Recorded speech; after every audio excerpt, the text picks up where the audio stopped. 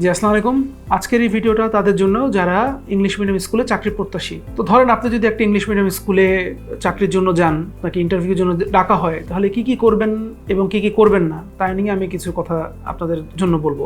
প্রথমত আপনাদের সিভিটা খুব সুন্দর থাকতে হবে, কোনো স্পেলিং মিস্টেক থাকা যাবে না, গ্রামেটিক্যাল মিস্টেক থাকা যাবে না। সুন্দরভাবে আপনারা সিভিটা রেডি করবেন। তারপর আপনারা যখন ইন্টারভিউ বোর্ডের সামনে বসবেন তখন আপনাদেরকে কিন্তু অনেক কনফিডেন্ট থাকতে হবে। আপনারা যদি ভয় পান, কথা যদি বলতে ঠিক মতো না পারেন, আপনাকে আপনার এমপ্লয়ার যিনি হতে যাচ্ছেন বা যিনি আপনার ইন্টারভিউটা নিচ্ছেন তারা কিন্তু অল্প একটু সময়ের মধ্যেই কিন্তু আপনার ব্যাপারে একটা ডিসিশন নেবে। তারা কিভাবে বুঝবে যে আপনার পটেনশিয়াল কিরকম, এটা আপনাকেই বুঝাতে হবে। তো সেই জন্য আপনাকে কিন্তু যথেষ্ট কনফিডেন্ট থাকতে হবে এবং যে বিষয় আপনি পড়াতে চান সেই বিষয়ে আপনার যথেষ্ট জ্ঞান থাকতে হবে। ভয় পাওয়া চলবে না, আবার ওভার কনফিডেন্ট হওয়াও চলবে না। আপনি যদি যে ওভার স্মার্টনেস দেখানো শুরু করেন, বেশি কথা বলেন, এটাও কিন্তু অনেকে নেগেটিভ ভাবে নিতে পারে। তো আপনি বসলেন, আপনি কনফিডেন্টলি আপনি কথাগুলো বললেন, আপনার বিষয়গুলো বললেন। এরপর আসলে হলো আপনার বেতন বা এগুলোর ব্যাপারে। যখন আপনাকে জিজ্ঞেস করতে পারে যে আপনার স্যালারি এক্সপেকটেশন কত, মোটামুটি কিন্তু আপনারা জানেন যে ইংলিশ মিডিয়াম স্কুলগুলোতে বেতন কিরকম হয় বা একটু খোঁজ খবর নিয়ে যাবেন, ওই ধরনেরই বলবেন। হঠাৎ করে আপনি খুব বড় কোনো স্যালারি চেয়ে বসবেন না,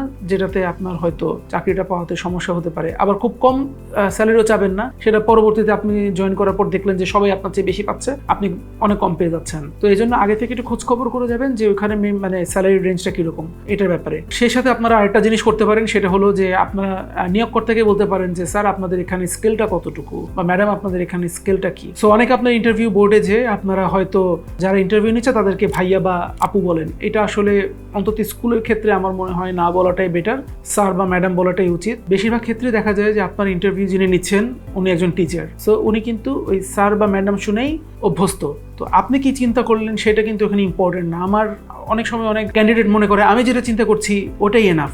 no, that's not enough. No one cares. আজকে যদি এটা বাংলাদেশের বর্তমানের প্রেক্ষাপটে আপনি নিজেও জানেন যে একটা চাকরির জন্য কত মানুষ অ্যাপ্লাই করে। তো একটা ভালো প্রতিষ্ঠানে চাকরি পাওয়ার জন্য আপনাকে কিন্তু প্রতিষ্ঠানকে রেসপেক্ট করতে হবে, প্রতিষ্ঠানের সবাইকে রেসপেক্ট করতে হবে, তাহলেই আপনি রেসপেক্টটা ফেরত পাবেন। তো এটা গেল দুই, যে আপনি তাকে বললেন যে আপনি বলেন আপনাদের এখানে স্ট্রাকচার কিরকম, স্যার আমি কিরকম বা ম্যাডাম আমি কিরকম এখানে পেতে পারি, আমার এই পজিশনের জন্য কত হওয়া উচিত। বাট এটা খুব পোলাইটলি বলতে হবে। মানে আপনি যদি চাকরি এখানে নাও করেন, এমন কোনো আচরণ করা যাবে না বা এমন কিছু বলা যাবে না যে ফিউচারে কখনো তারা আপনাকে না ডাকে। যারা ইন্টারভিউ নিচ্ছে তারাও কিন্তু তাদের একটা ভালো মানুষ নেবার জন্যই কিন্তু তারা ইন্টারভিউটা কল করেছে। তো আপনি যদি নিজেকে প্রুফ করতে পারেন তাহলে কিন্তু আপনি অন্যদের থেকে এগিয়ে থাকবেন। তো ভেরি সিম্পল, আপনি খুব সিম্পলি যাবেন।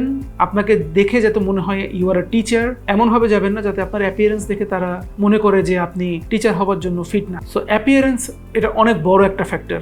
আপনি কিভাবে যাচ্ছেন, আপনি নিজেকে কিভাবে ক্যারি করছেন, দ্যাটস আ হিউজ থিং। টিচারকে দেখে সবার রেসপেক্ট করা উচিত এবং টিচারের সে কারণে যে যারা এই প্রফেশনে আসেন আপনাদের ওইভাবেই চলা উচিত।